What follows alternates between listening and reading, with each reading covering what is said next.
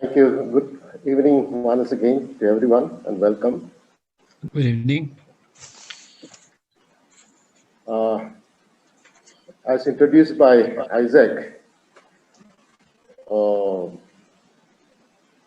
Iralu is not a new personality. He is popularly addressed as Uncle Niketu because of his uncle-like presence, and he stands out in the Naga society. Yeah, with due respect to the age also. The Naga people, the status and state of being of its nationhood has been the subject of concern and involvement for quite a long time.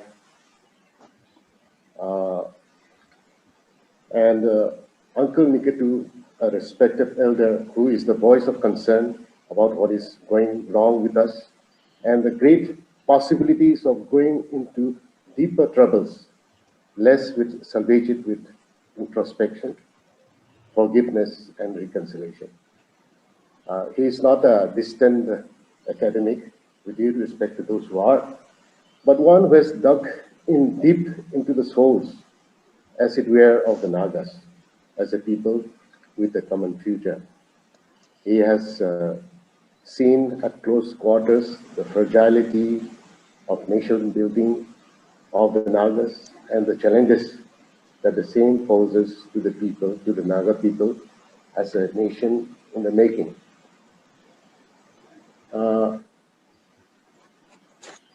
The organizers, they have given us a concept note, and allow me to go through it quickly. I will not be bringing out the whole thing. The expectations from the host, if we look at the concept note that was circulated, the organizers would like to chart out through this exercise the role that national consciousness has played in the post-colonial area, and how leaders and people have understood and responded to it. Other aspects are how far has national consciousness been transformed into political and social consciousness? How do we interpret its ebb and flows? And how may a nation be built on just foundations? Can and should identities that are exclusionary be transcended? So these are the pointers, with which they had set out the tune and tenor in which the dialogue is expected to proceed. So with that, I would now ask Uncle Niketu to take over with his sharing. Okay, thank you very much, Adani.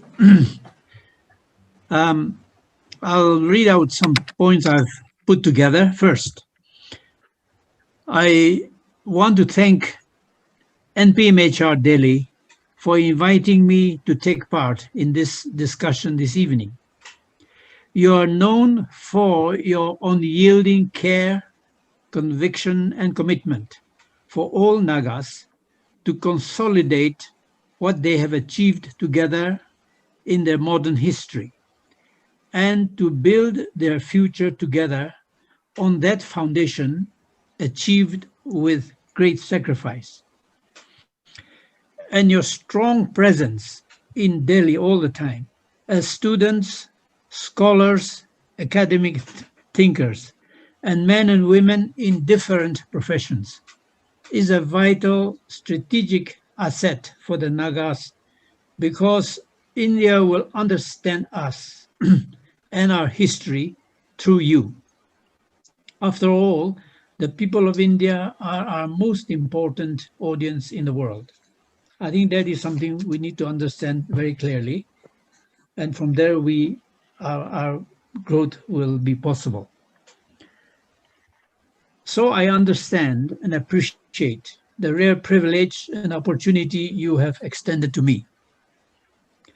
I've tried to understand the subject of our discussion and the concept note that you have sent to us. I think the note Adani has read out, the questions in the note, they show the issues that are very strongly stirring up questions in our people. So needless to say, I feel very inadequate to handle the questions raised and the subject. How much you have thought and wrestled with the questions is, I believe, revealed in the subject of our discussion, nation building, challenge of fragility. The subject is creative and instructive, I believe. It makes a defiant, positive, confident assertion at a time when many of our people, especially I believe the youth, are beginning to ask difficult questions about the rightness or necessity of the struggle for our aspirations that the Naga elders, pioneers, launched a century ago and which has continued up to today. The assertion made is that Nagas have become a people and a nation on the basis of the facts of our history, which are indisputable. But the subject does not just end with the assertion. It warns and challenges our people, I believe, to understand that we cannot just go on shouting our high-sounding slogans and remain a people who do not solve their own problems, but create problems that threaten to bury us because of shocking irresponsibility, shameless selfishness, and the hurts and wounds we have inflicted on one another, and we do not think enough how to heal those hurts and wounds. So the time of our long holiday of irresponsible living and blaming others and using so many excuses, that holiday is over. To answer these weaknesses and failures by reaching out to one another sufficiently is the challenge. And meeting the challenge will reveal our fragility, our vulnerability, our need for one another's help, and compassionate understanding of each other's mistakes, wrongs that we have committed in our attempt to respond to the challenges that have come to us. What the subject and the concept note assert and say to our own people and the government of India and the people of India at this critical time bring to my mind an observation by George Orwell, the British writer, which I find very clarifying and helpful for me. He said, the most effective way to destroy people is to deny and obliterate their own understanding of their history. In discussion, I bring this observation often because I think our understanding of our history is something that we are very clear and we have no sense of guilt about it. And it is important that we become worthy of that understanding of our history. Orwell was drawing from his experiences as a British police officer during the British rule over Burma in his earlier years.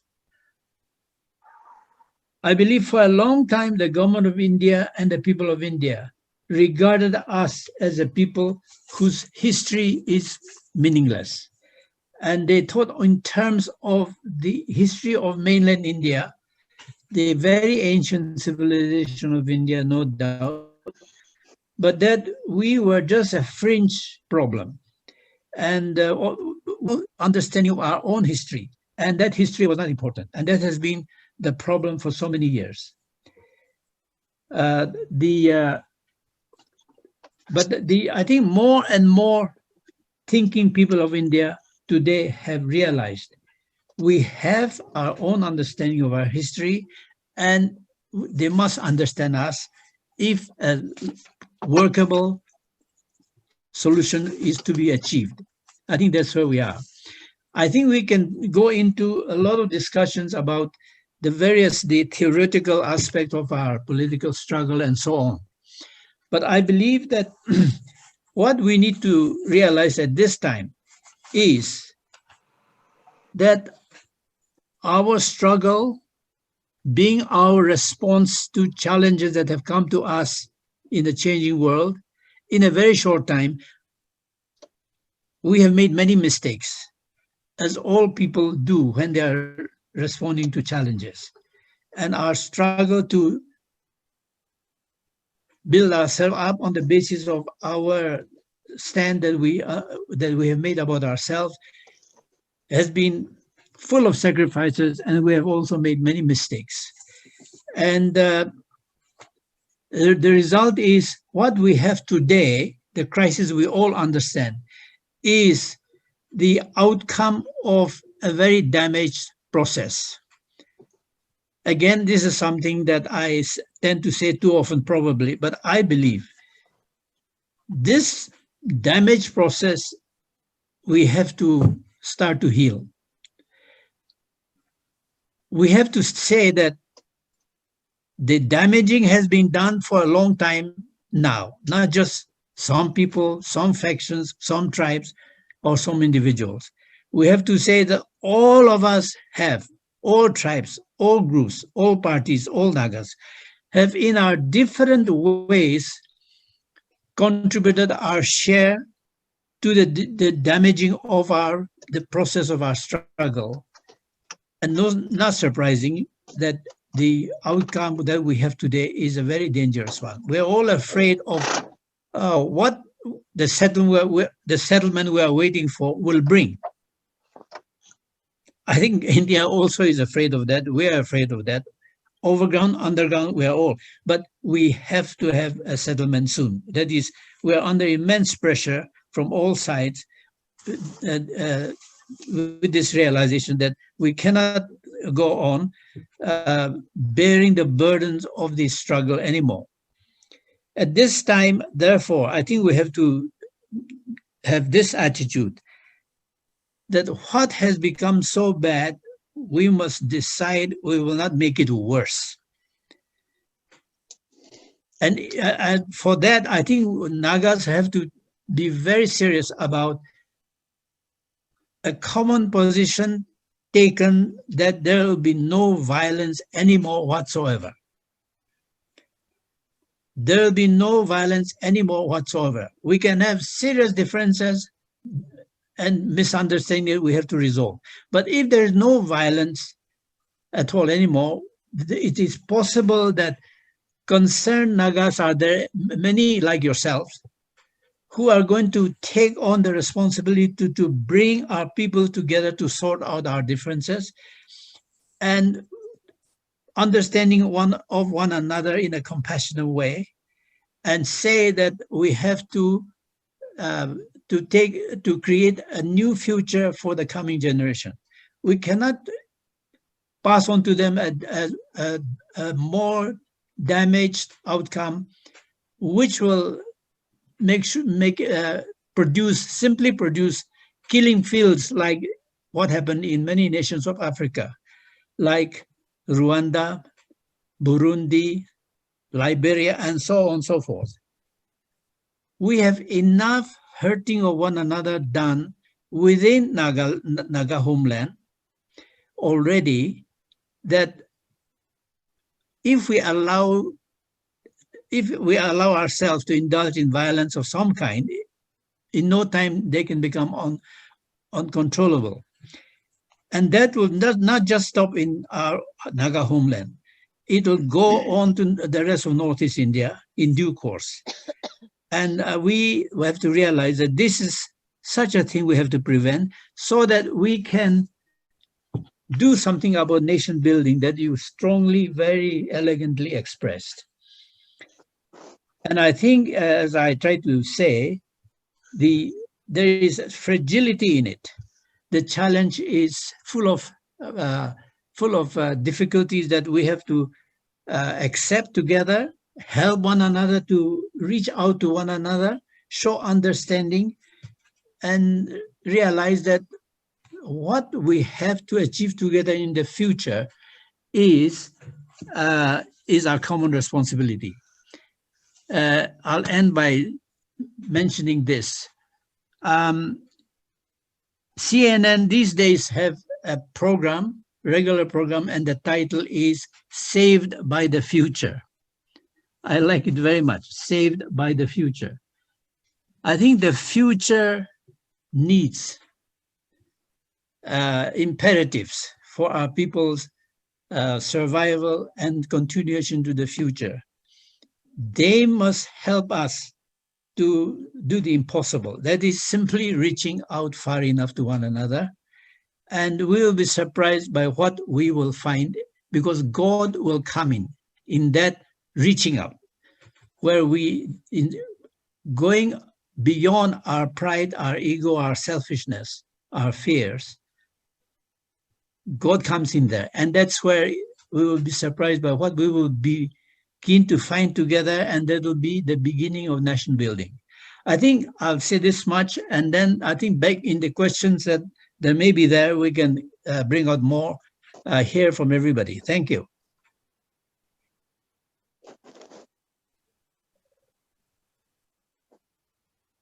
Thank you, Uncle Iralu.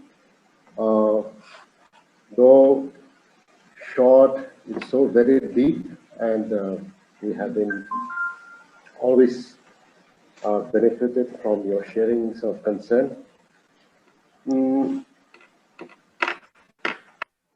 Now, at the moment, I don't see any questions being put up in the chat box, but I would like to invite the participants to come up with their comments and also maybe questions where Uncle Niketu or maybe any other participants. Anybody yes. Contribute. Yeah.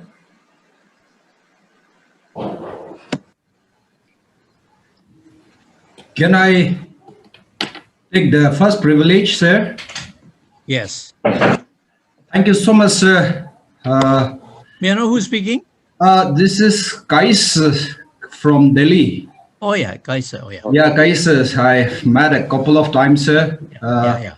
As our moderator has mentioned, your talk is always enlightened, and like we look up to you in times of crisis and in time of challenges. And I believe, as you rightly point out, the Naga society and the community as a whole is encountering perhaps one of the biggest challenges, if I may say so. Yep. And sir, like you have rightly says, to understand the history is the beginning. Mm-hmm. And you rightly says that for a long time, government of India took it for granted our history. Mm-hmm. But somehow, if I may say so, there is some understanding that there is a meaning in the Naga history. Yeah. And I believe that is a meeting point. Yeah. Now, keeping that as the core, I think the solution that we are looking for, or the nation that we are attempted to build, itself should be based on the history. Mm-hmm. Yep. So keeping that as a core, I'll be grateful, sir, if you enlighten a little bit about the Naga history. Is it the Naga history is something confined to a particular area, to a particular territory, to a particular community, to a particular tribe? Or when you talk about Naga history, it implies to all the Nagas where the Nagas are. Yeah, I'll be grateful if you can enlighten a little bit about the Naga history and how that from there we can build what we are looking for, a common identity, a common nationhood, or even a common people. Say, Well, I think that Nagas, as Nagahoho used to say at the beginning, Nagas are one. And all who gathered there used to shout that to be our theme. And the sense that we have become a people and a nation has become a very real, it's something that is a reality. No, and but I think the a lot of our present divisions go back to the question of sovereignty. I think India has shown that India cannot discuss sovereignty at all. India is a very ancient civilization, but a very fragile democracy. Democracy is too young and too unformed yet. And therefore, it cannot handle the question of Naga sovereignty at all. As questions, nations like Britain or Canada can handle questions like that and decide by referendum. In our case, India cannot handle it. And then Nagas also cannot just say that, oh, that was what we asserted was a mistake, and therefore forget it because it's so difficult for you. Nagas cannot do that, impossible. And so I believe that if, from the beginning, the issue of sovereignty has come in and created divisions. And I think what we need, maybe what we should do now is, if I wish our negotiating leaders will start to project this to India. Sovereignty, India cannot discuss, and therefore it is India's problem, not our problem. The question of sovereignty, any Naga group, faction, or tribe, or village even can go and tell them what Naga sovereignty means. And it started, its position was established long before the British left. And the idea started before the British came. And therefore, Nagas cannot just say that we feel we made a mistake. It was our authentic position we made clear to India and to the British. The Indians were brought to us by the British. We fought the British, not the Indians. And so now we can say that the best thing will be sovereignty. The difficulty to be honest about sovereignty has, down the years, created the various divisions. First, it created the Nagaland state. And the Nagaland state, I would say, was the first illegitimate child of the Naga struggle. And then it has gone on to all the other turning points in our history. I think, therefore, say that, okay, sovereignty, India cannot discuss, and therefore it's India's problem. Leave it out and let the future Nagas, how many years from now, we don't know, discuss with India when India is ready to discuss that. And then have a settlement that with that acknowledgement from India. And then develop our society properly, and that will enable us to find a way of solving our present difficulties of Nagas being in different political entities. I don't know whether I'm getting near to or touching the question you have in mind, but over the years, the question of sovereignty has resulted in our divisions, I believe. And the present situation, they have the NNPGs, they have the IM, two groups negotiating with Delhi. And I think a lot of the differences, a lot of the difficulties, sensitive issues come to this question because it leads on to the other questions. But your point about whether it's only for one area only, the question of Nagas being a people and a nation is something for all Nagas. I think that is something that NPMHR organization like NPMHR are holding up very well. And that's why I respond very much to being associated with the Forum for Naga Reconciliation, because that also is maintaining that the most important thing is to preserve what we have achieved, that we have become a people and a nation. And the difficulties that have arisen, we all understand why. And therefore, if we can say that we will forever throw away violence, and whatever settlement will come, we will create space with one another, for one another, to sort out our differences. Because the accumulated problems have become too heavy, and we must not allow those accumulated problems and differences to destroy us. We must show the difficulties each group faces. And that's going to be, we may say that it's too idealistic. But unless we start at that level of actually addressing our resentment against one another, our anger against one another, and our distrust of one another, anything we achieve will be destroyed. That's one of the lessons from history. Distrust, if it is there, nothing works. That's in so many examples all over the world. I've given a long reply, which is probably confusing, but that's what I would say at the moment. Thank you, sir. I'd like to hear your views. Yeah. Uncle,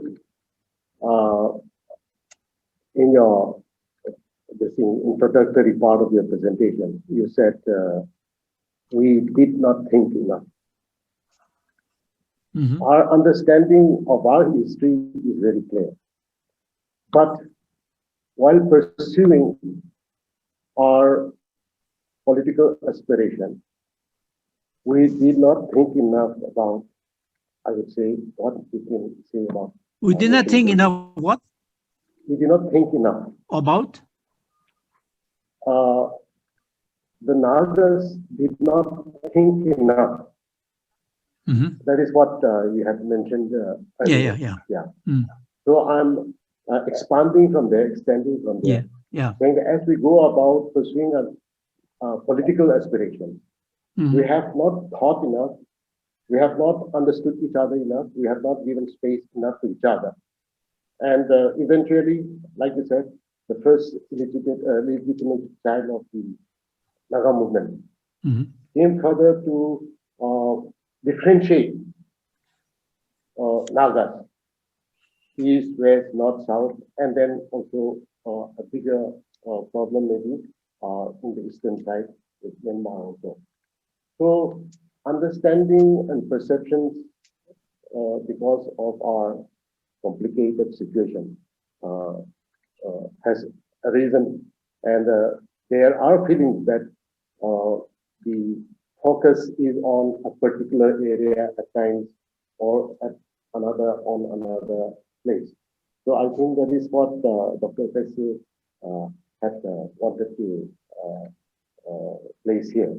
Mm-hmm. And very beautifully also from your bigger presentation, like you have actually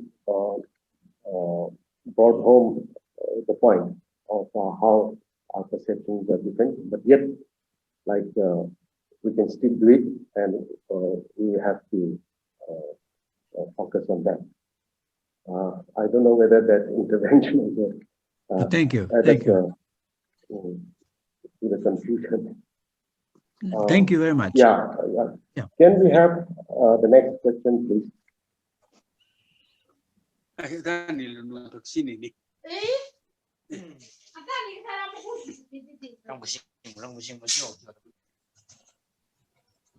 Pete.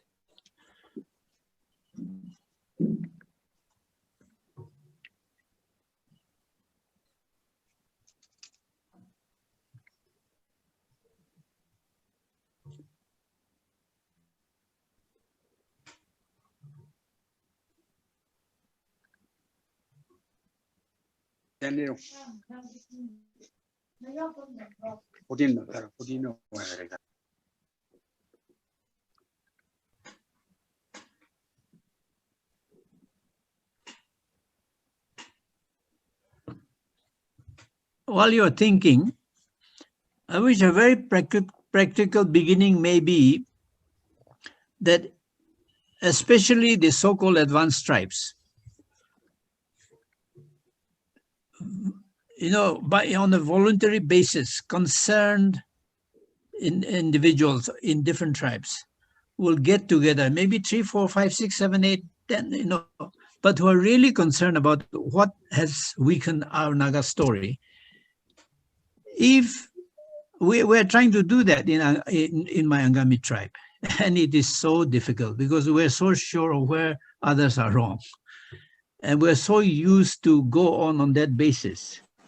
But we will make no progress unless such a process starts in each tribe. As I said, especially the so-called advanced tribes.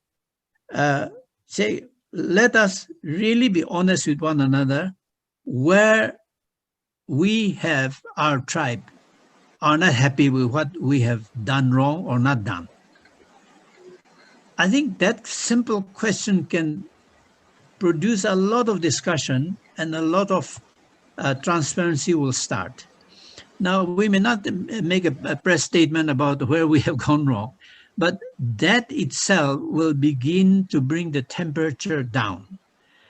And then we will go on to the next step and go to other tribes where we need to be honest with them. I think something like that, unexpected openings will start. Otherwise, we will just go on shouting slogans and then blame one another or blame India. Well, India can survive our blames. India has huge, big issues to think about. And we are the ones who will destroy ourselves unless we heal ourselves. But that is one thing I often think of. And I just tried to start that process with some people here in my area. And I find that the interest is intense immediately. But we get stuck by too many people saying, but what about that? What about that? What about that? Well, the thing is, God knows where others are worse than we know them. But God is saying, what about you starting where you are not happy with yourself? I think that's a suggestion.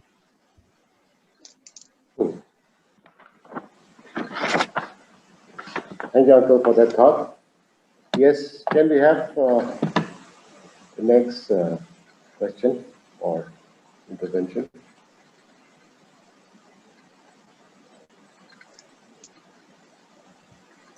Adani, I've sent you a question in the chat box. Who's that? Okay. Akam, that was Akam from NPMHR. I'm reading out the question, Uncle. Isn't national identity also deteriorating under current circumstances? And even if past differences are resolved, how do Naga governing bodies and civil society secure the future by creating political and social consciousness? what kind of issues and actions should be taken up? What was the first sentence again? Isn't national identity also deteriorating under current circumstances? Isn't national identity also deteriorating under current circumstances? And even if past differences are resolved, how do Naga governing bodies and civil society secure the future by creating political and social consciousness? What kind of issues and action should be taken up? That was the question. Yes, I think first thing, to my mind, we need to realize that we are just at the beginning of our journey. We are a very young society, and nothing wrong being young and small. But we must therefore realize we must know ourselves and accordingly pay the price of going forward. I think as I touched earlier, we quickly get into some beautiful slogans and we shout and we think that this shouting the slogan solves our problems. But I think we have to look at what is damaging our identity. It comes down to relationships that have gone very, very poisonous. And in those where things have gone wrong, if we are really honest and if we are responsible, and if we want nothing for ourselves, but we want something right and sustainable for the Naga family, we will see that we can take steps starting with ourselves, each one. Because unless each person will start where he is part of the problem, I find that nothing happens. Just a lot of discussions, and as the idea of our identity is very very inspiring, because that has something to do with our aspiration to be a people. But unless our relationships are restored, we are very, very weak, and that's why we have to build up our strength by having developing mutual goodwill for one another and desiring one another to be great, instead of just our own tribe's progress or my own progress, my own success. I don't know whether this makes sense, but I find that unless it happens in me, I don't experience the growth that I should experience, which is which others can see, which others can feel, and they want to do the same thing with me. And I think that's how it has, at that level, it has to be real. I think the deterioration, identity is deteriorating, as you say. I fully agree with that, and let us find out why, and create a group together and see why is it deteriorating, and see what needs to be done. What needs to be done, and accept full responsibility for that. And if we are fully responsible, we will see the steps to be taken from person to person.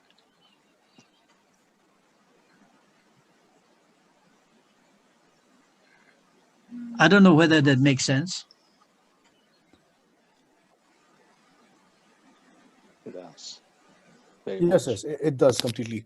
But the second part of the question as well, regarding what kind of, if we want to secure our future besides the Yeah. past, then just an example of the kinds of issues that are important, and what kind of actions, what method should be used to, what should be taken up, what issues, what kinds of issues, and what actions should be taken up. Well, I don't If you know. have, if you have any suggestions, if you have any suggestions, that is. I think I've touched on some of those points. What as I said for a long Actually, time. yeah. Yeah, but I think it becomes a reality in me. Then it begins to grow. Right now, we have a lot of unexamined slogans. We have used to shouting them, and the reality of the world we are living in, we are not reckoning with those realities. But if we start to touch the things that are dividing us, the things that are creating distrust in our community, in our family, I think we will begin to see that we can handle bigger issues that are important for our people.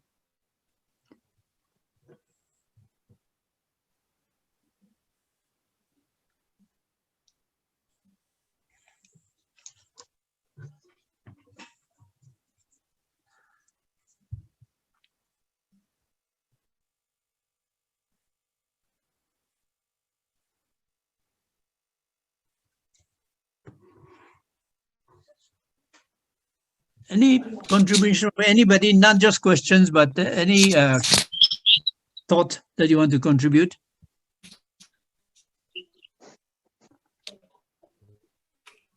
There's another question here by Kapesa. Yeah. Let me just read it out. Kapesa. Yeah, Kapesa. Mm-hmm. So she's saying, you have pointed out that India is a very young democracy and as such may not be in a position to address questions, on sovereignty and self-determination. Yeah. And you also mentioned that the Nagas have so much to do amongst ourselves. So keeping these 2 points in mind, will it be right to understanding that this is not the right time to negotiate on issues such as sovereignty and self-determination? I think self-determination can come in, but sovereignty is where we get we start to blame one another. Therefore, sovereignty, if we can just say that India cannot discuss it and therefore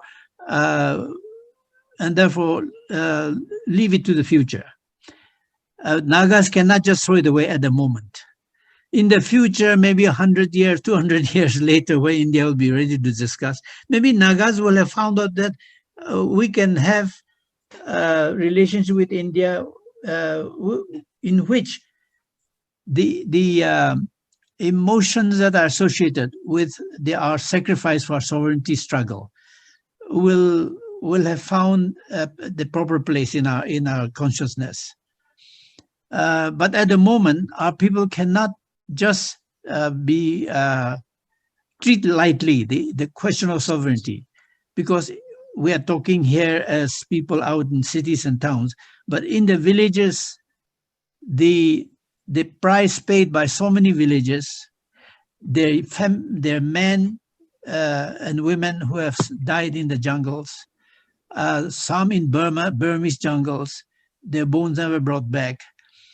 And it has become a very deep issue of their understanding of their history. And therefore, if Nagas were to say, okay, treat that lightly, and our people will start to resent one another, and that will lead on to violence. So I feel that if we can create this, resolve some of our differences through honest conversation, where we are truthful about where we are part of the problem instead of others only, it'll take a long time probably, but we'll be surprised by what will will start to happen. I'm saying these things from a little of my own experiences of reaching out to people and finding a new relationship with other tribes.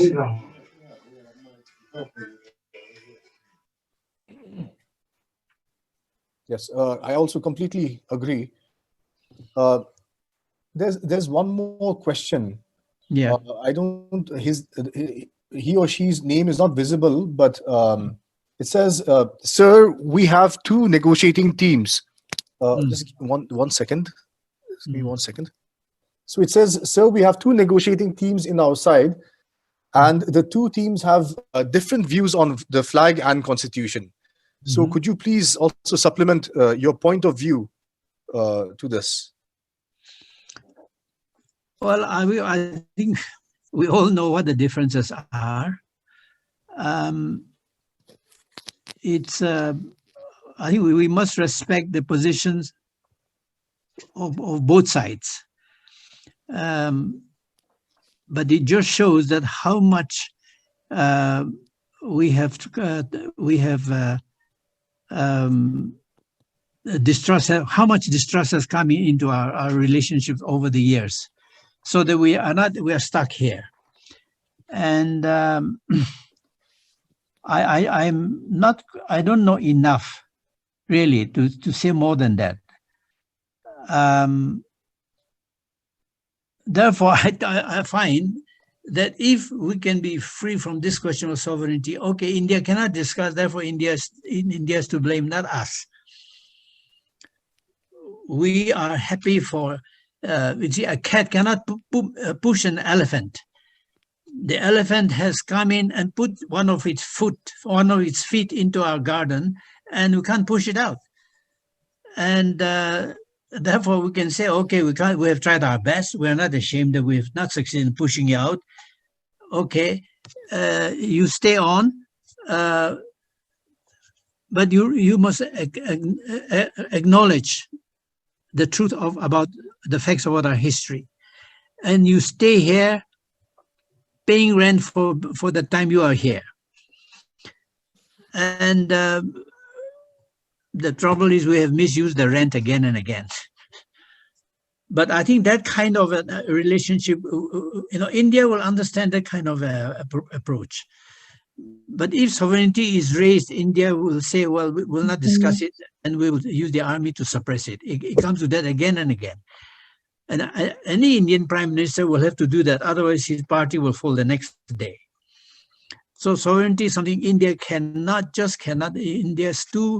Indian democracy is too undeveloped to handle that. I think that kind of a thing has to come in. But if sovereignty is not the problem, we are all, who does not love sovereignty in Nagas, all believe in it. And we know that the rightness of it is not doubted. We have no sense of guilt about it. We had no evil intention in us to create, to damage India by our stand on sovereignty. It was our position we took on the basis of the facts of our history. As I said, we had no enmity against India. It was the British we fought, and the British brought the Indians to us after they left. So that kind of a thinking can help both sides, I think. But on the question of the flag and sovereignty, I feel nothing said will help at this time. Which was also, in a sense, why I asked what kind of, my previous question regarding what kind of issues and actions should be taken up. So I was thinking of, besides flag and constitution, maybe we should take up some other issues which can help create political and social consciousness. So just connected to my previous question. Anyway, I think Adani is back, so let me hand it over to him. I don't know whether others have suggestion to make to answer this question. I have tried my best as an individual, sincerely committed to reconciliation and healing. But I found that on sovereignty, Nagas are not honest with one another.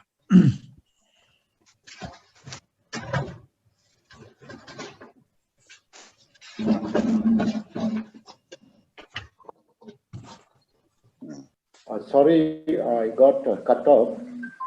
It was rather an ordeal trying to get back in as early as I could. Yeah, Yeah. I missed that part, but I think we can proceed with the next question or come. What do you say? Okay, I haven't received any questions so far. I think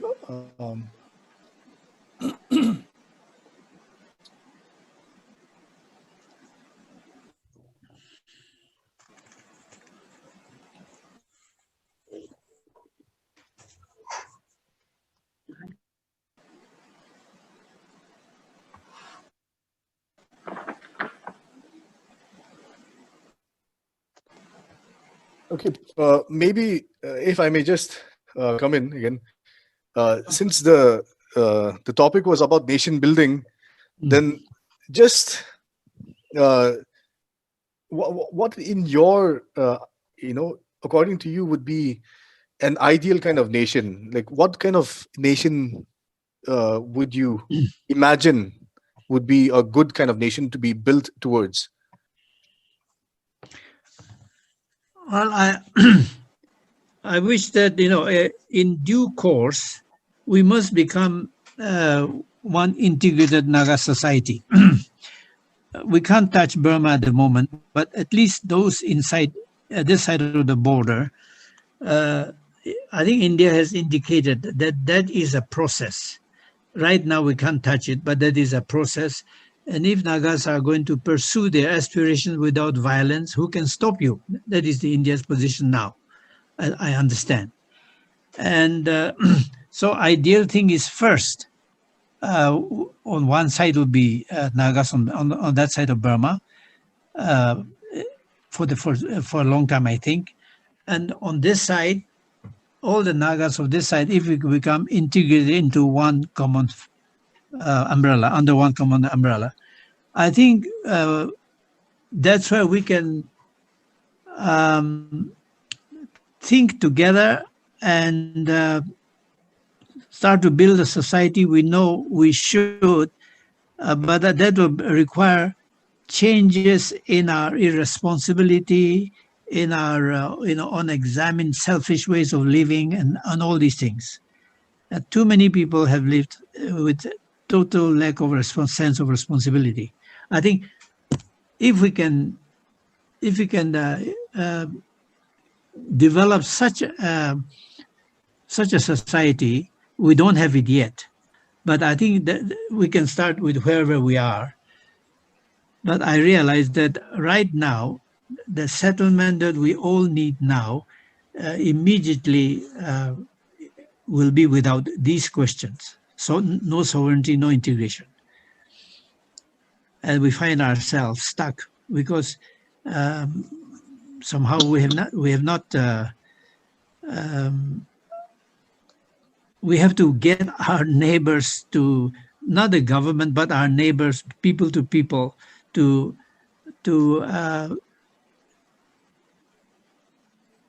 wish the best for one another, to grow as neighbors. I mean, these are very vague, high-sounding ideas, but I think neighbors have to live together. And I find that Manipur and Meiteis and Nagas, the relationship has to be brought on a foundation of real transparency. Now we are just beginning to see how wrong that has become. Then we have Nagas and Kukis, and these are very difficult questions. But we cannot just let them continue without getting down to the roots which have created divisions. I mean, the fact that we are neighbors, small ethnic nationalities living next to each other, they raise huge questions of people living next to one another and being able to grow together economically, developing properly. And personally, I out to our neighbors a lot, Assamese, Bodos,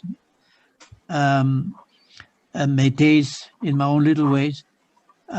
One can do so little. But when we understand one another's deepest common humanity, something begins to be born. And but that to achieve a foundation that will be sustainable, that's very difficult. But we can't go on just calling bonds against one another. That's totally unsustainable. So the challenge is how to start with something that creates the best in the other also, brings out the best in the other also. I mean, I'm sure some of you are very angry with me for saying such nonsense. But I don't see creating more resentment against one another will give us a better future. In fact, it'll lead to our own destruction. India will not be destroyed, will be destroyed. Burma will not be destroyed, will be destroyed.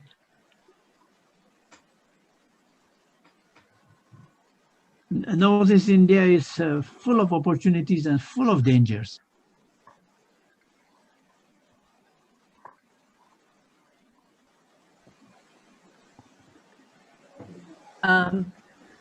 If I may, then I just want to. Yeah, Ningrichon. Yes, I just want to reverse the idea of sovereignty that you shared, and just pose. As much as we claim, that the Nagas are sovereign before, and we continue to. What about the recognition by other nations, which is important, and the reason why we keep on talking about or asserting self-determination, sovereignty, cannot just exist in ideas, but also has to be recognized. Mm-hmm. So, what do you say on this?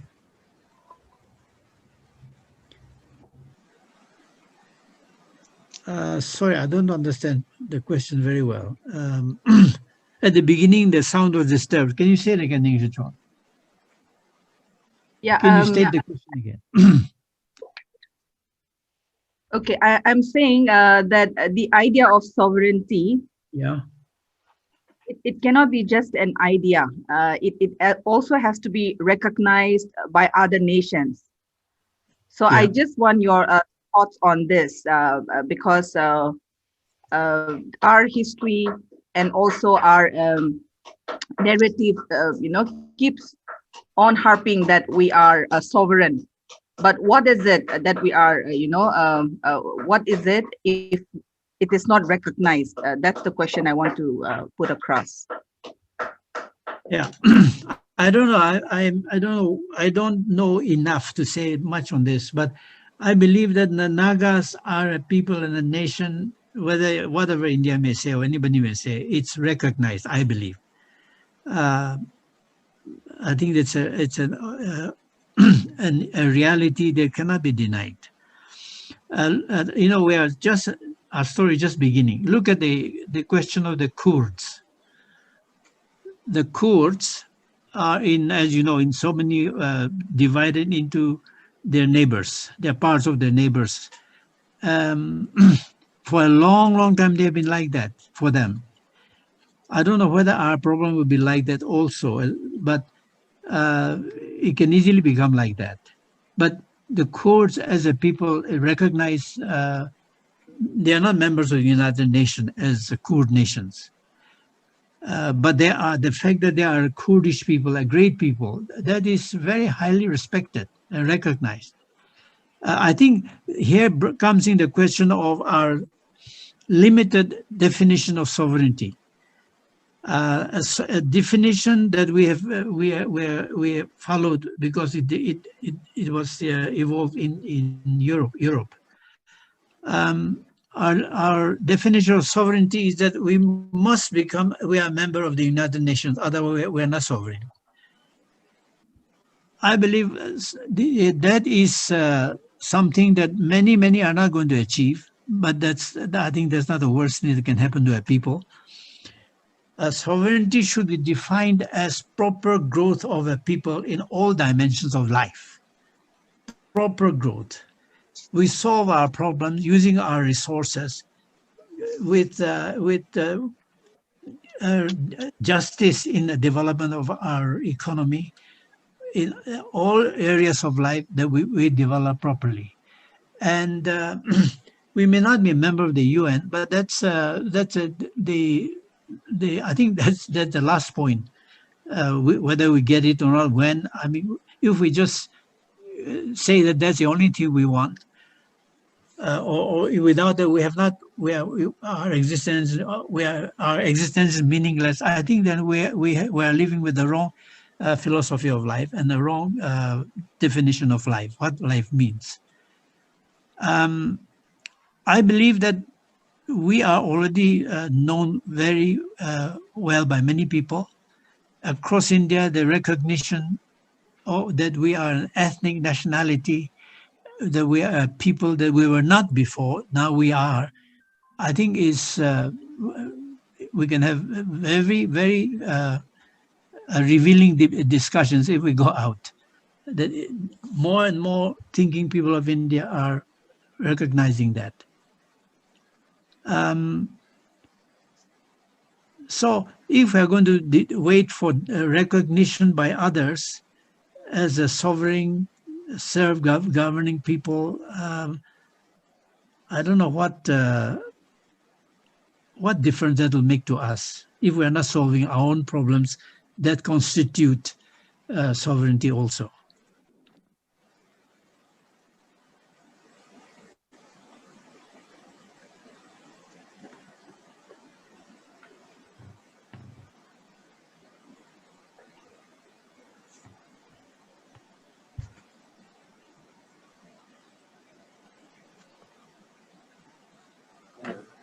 Yeah. I would like to invite from among the participants comments, intervention. While people are getting ready, yes, Nagas have looked back a lot. We have a lot of mistakes. We have a lot of finger pointing. And now at this juncture, when we are expecting a settlement, how do we do forward? Niketu was talking about an integrated Naga society. Well, in terms of administration, in terms of having more, let us say, lesser fences or dividing walls, how do we look at it? In the past, we have taken our identity, our solidarity for granted. Yeah. I go back to that one line again. You said, we did not think enough about nation building. So the solidarity on which we raised up the flag or banner of Naga political aspiration, that has not been properly addressed, adequately addressed, or seriously, sincerely addressed. So we have a lot of problems as of now, and these are obstacles to the future that we are waiting to happen.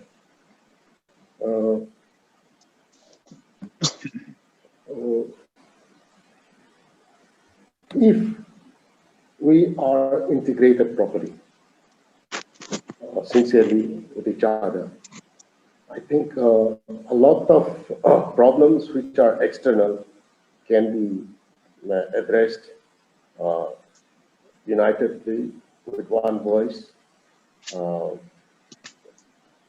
At the moment, we have factors that are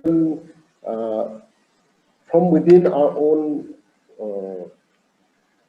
fold that are creating situations for us or the general populace, issues with the neighbors. So until and unless we are integrated emotionally before even administrative integrations as per the settlement happens, this is going to be very difficult. And at this juncture, I don't know, as chair, I should be going on this line, but if we can restore the Naga Hoho,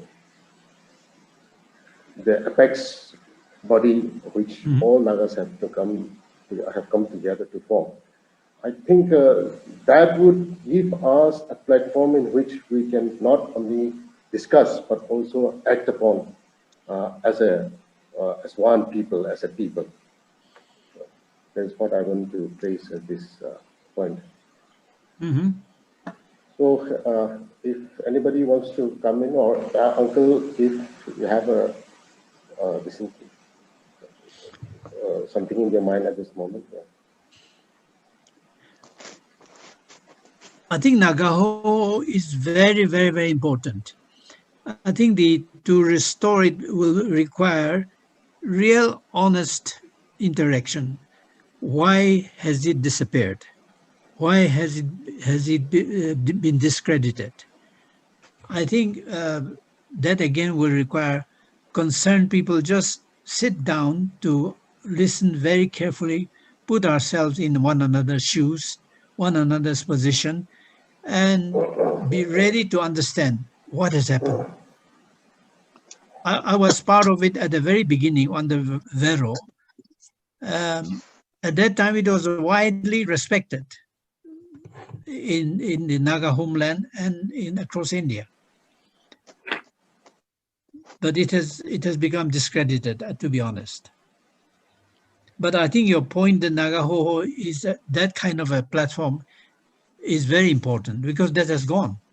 We only have now the Naga struggle is fragmented into 8-9 factions, and that is part of the reason why we feel so insecure. The sense of one people has been very shaken. So the Nagaho, how to restore it, I think that may be a very big thing to be looked into.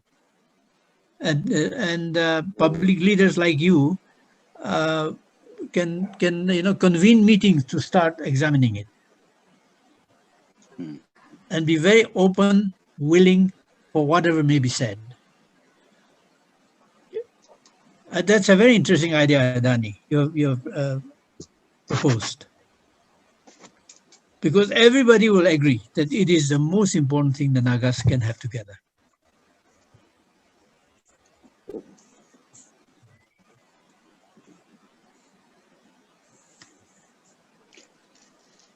Can I come in? Yeah, Paul. Yeah, okay. Niketu, it was wonderful listening to you. I've been taking notes. Yeah, I've been taking notes, thinking through the ideas that you have been putting forth here.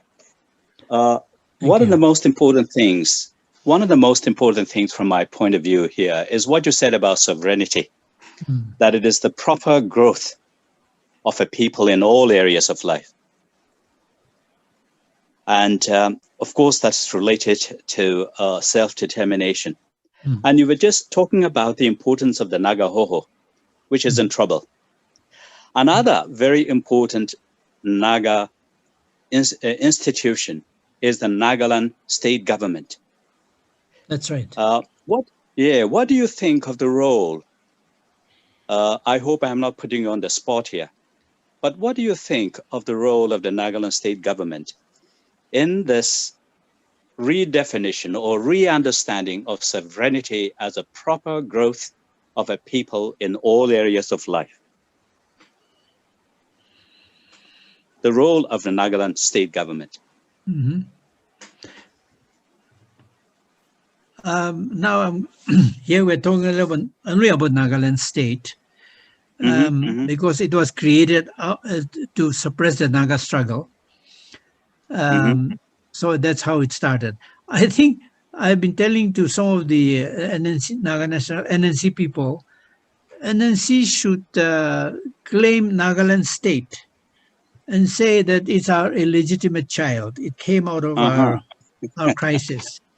And but they also love the Naga, the sense of Nagas being a people, because all of them love dearly the fact that Nagas are people and a nation. All of them bureaucrats. But once they get into the bubble of the state government bureaucracy, they are disabled and they become part of the rot, unexamined process of rotting. So I think if NNC can boldly come out and say, okay, sovereignty India cannot handle and therefore leave it there, but let Nagaland state, which will receive the money for development of Naga sovereignty from Delhi, because Delhi refuses to get out, let Nagaland state being used properly to develop all areas of our society. I think that kind of a thing, and then the thinking will open up something. Yes. And because that's how all these things have come out of the Naga struggle. Naga struggle has produced a lot of babies. Yes. And we must not push them out. We must claim them. It makes perfect sense to me. Thank you. Yeah.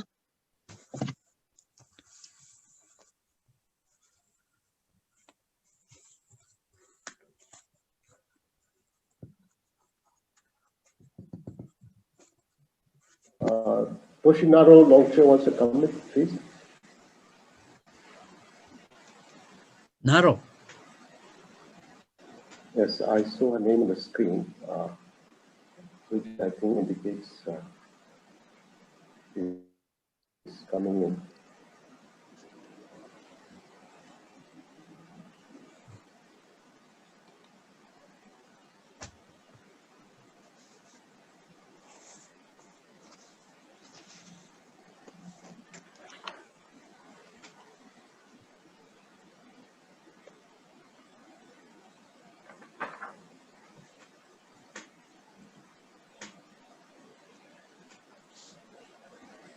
We have about 15 minutes left of the dialogue.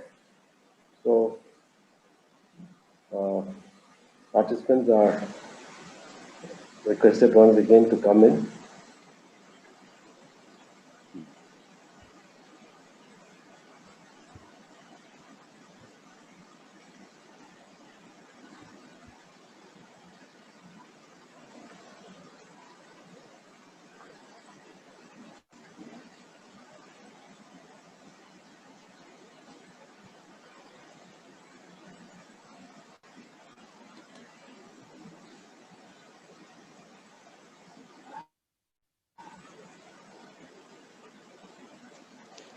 Can I come in again then? Yes, please. Hello. Please, Professor. Niketu. Please. We're talking about nation building, and nation building is a long way, and we have to start where we are. And I'm wondering about, since I have been living outside our homeland for so long, I'm wondering about the young people. In your experience of knowing them, working with them, as it were, politically and morally raising generations of young Nagas, what do you think may be a good way to raise them in such a way that we would have a good, solid foundation for a Naga society that is nation building? What are the best qualities, in other words? Or maybe some things that we really need to inculcate in them so that they will provide the best material for starting a good Naga society. What do you think? Well, that's a very tough question. I believe, first of all, we must understand the facts of our history and be at peace about it. Because if we do not understand our history, we get nowhere. I think we can be very sure that the beginnings of our history are very sound, totally sound. We started by responding to the challenges that came to us, and we responded honorably and in an authentic manner. And with that, we start. And then also realize that we are in a changing world, rapidly changing world, and we have to respond to the challenges coming from the changing world with great willingness and with great openness and readiness to see where we have to change.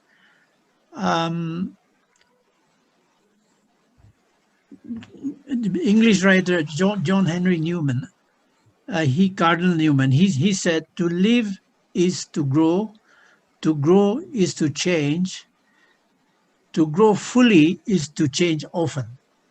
I think that's the program of nation building. That is a program of sovereignty without going to the United Nations.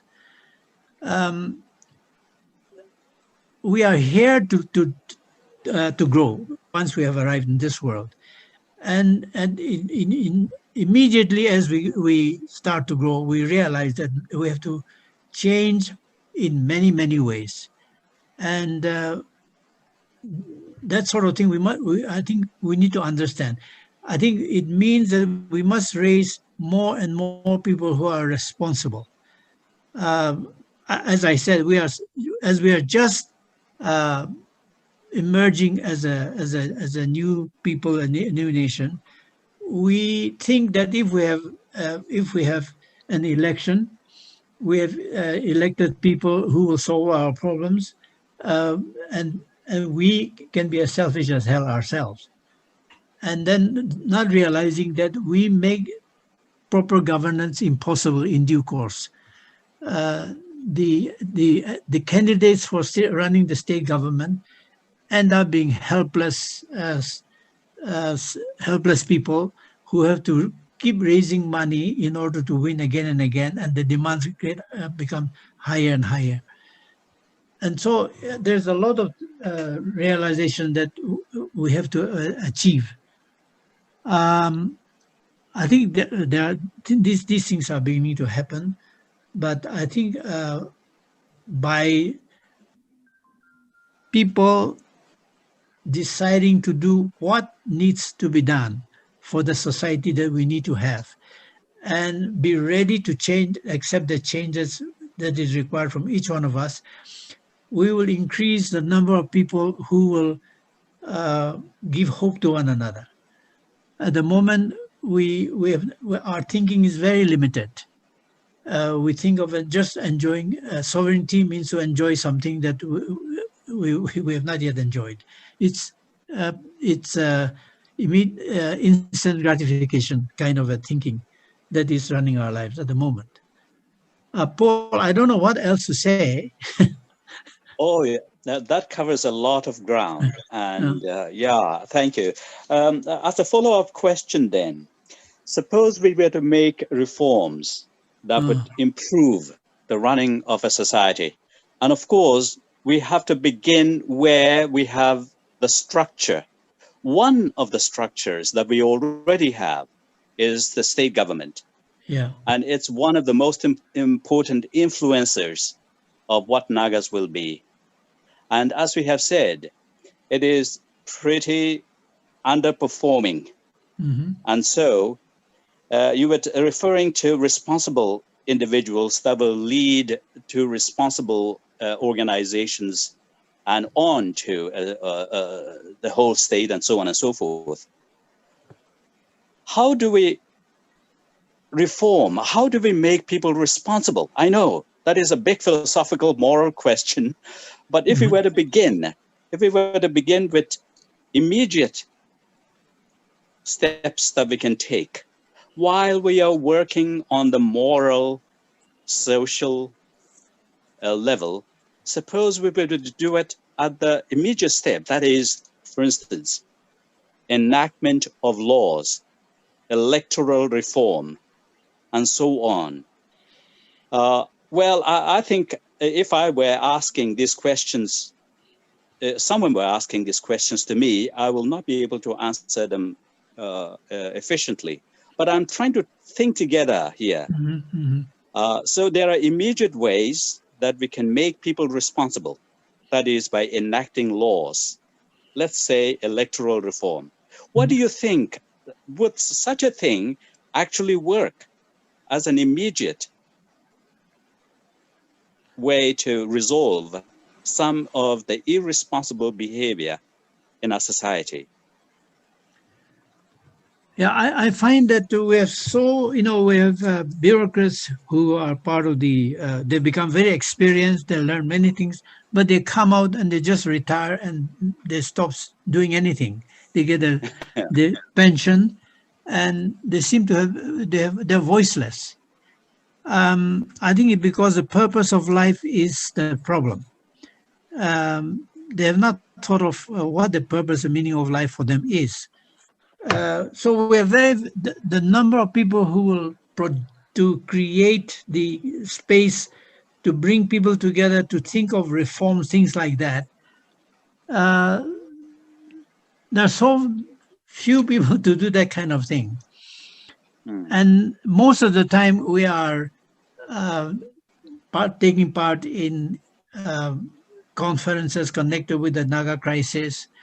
And all of us are in one way or another at home, dragged down by permanent drug or alcohol addicts. And that sort of thing take up so much of our energy. And so we are doing so many things very badly. And I think Nagas are, in some areas, Nagas are doing naturally very well. Say in the field of art, music, I think that something remarkable is happening and developing very fast in those fields. But in making our society work, the thinking is very inadequate. I think the reality we have today is the Naga struggle has started to destroy itself and the people for whom it was started. The state government of Nagaland has also started to destroy itself and destroy the people for whom it was started. What is the reason, what is the explanation of this common destructiveness of our people? I always raise that question, and I feel that there is where we have to find out where our weak points are. And, Paul, I believe, I'm talking too much, but, if, you see, to my thinking, the kingdom of God on earth as is it in heaven, or as it must be in heaven, is something that all the churches must, make clear to their members.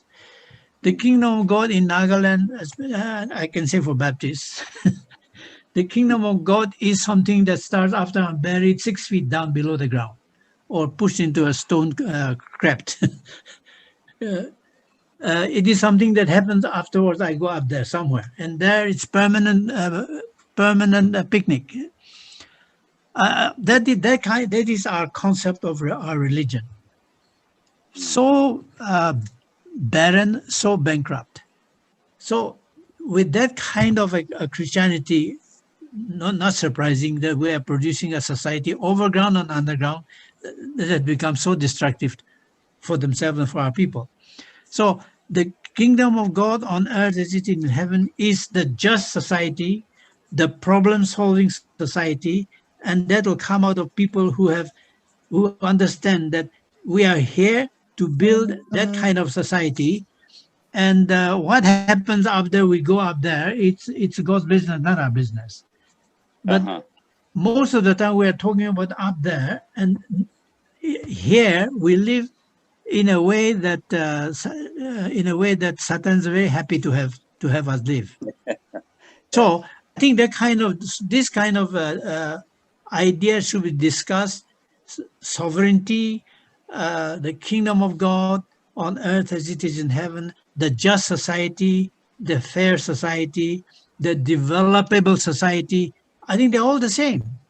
And it becomes oh well, if that is so, I better do something here, and it becomes very interesting. I find out what my calling is. Not all of us are meant to be or can become chief ministers of Nagaland or MLAs or contractors, but each one of us has a calling to really enjoy and give our best to, and that's how we become builders of the right society. But I think all these things are questions we have. Now I think a discussion like this, we are examining ourselves. I find I'm not able to explain myself clearly, but I find the seriousness with which we are discussing like this shows that we are beginning to examine where things have gone wrong. Socrates said, "A life not examined is not worth living." The same thing, a struggle not examined becomes absolutely destructive. And that's what we are doing. And that has to be done all the time. Otherwise, it becomes what we have now. It has become so destructive, the Naga struggle. And as I said, it's because of all the factions, not just one or two factions or, like that. Lovely. Thank you, Professor Paul, for bringing up that question, and Uncle Niketu responding to a very pertinent question. We have one last question on the chat box. I'll just read it out. Maybe Uncle Niketu has touched upon these questions a little bit earlier. I'm sure. But all the same, yeah. I'm reading out the question. Given that that even Article 371A is fragile in the present circumstances, do you think just recognition of Nagas as an ethnic nationality by other entity is enough to sustain our society without having a strong political safeguard? Without having a strong? I'll just repeat again. No, the last one. Without having a strong political safeguard. Safeguard, yeah. Yeah. Yeah.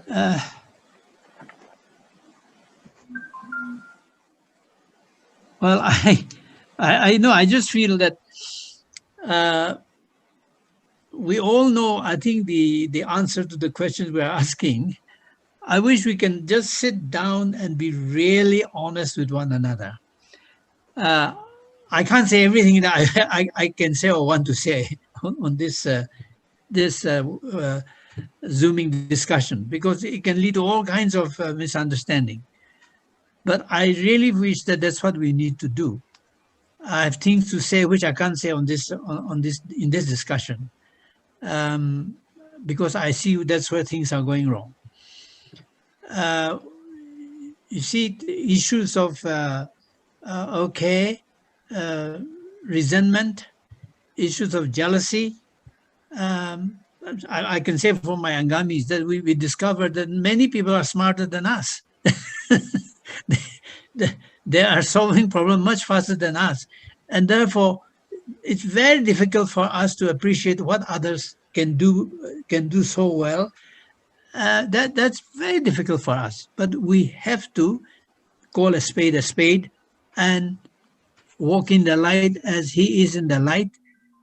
And then the magic of the joy of God comes in. And we begin to we begin to give hope to one another. But there are many things that, as I said, not all our people may do, but some of us who are concerned must start with that with one another.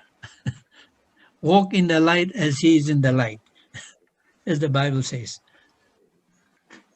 that will produce magical openings.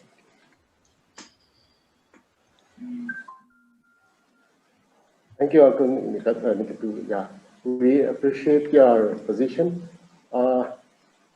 Has the host, NPMHR, did he anything to say at this moment before we wind it up? And one request from the host, the speaker, our respected Uncle Niketu, and myself is requested to stay back after the conclusion remark. Maybe for a Okay, little discussion. I'm here. Yeah. Okay. Yeah. And thank you, all of you. Thank you. Yeah. If there is nothing from the host, I'll just wind it up. When we started with the expectations, I think we have fulfilled the expectations. We have explored a lot of things, starting from the caption of the dialogue. We have gone almost everywhere that concerns us and our lives and our future. And there are so many takeaways in terms of further questions and in terms of the provocation this dialogue has generated this evening. And we hope that we are all enriched, benefited from this honest conversation, as Uncle Niketu usually frequently uses this particular phrase. Yeah, and we have explored whatever we can during the allotted time. So I thank everyone here, particularly Uncle Niketu, for being with us, and the participants for their presence and association with this dialogue. And thank you, NPMHR, for carrying on the Morung dialogue. The Morung dialogue series must continue, and hoping to be there in any of the future dialogues as a participant. So I would like to call a close to this series, and wishing everyone a good night, and thank you all once again. Good night. Thank you. Thank you. Good night. Thank Thank you so much, Uncle. Thank Thank you you. so much, Mayadani.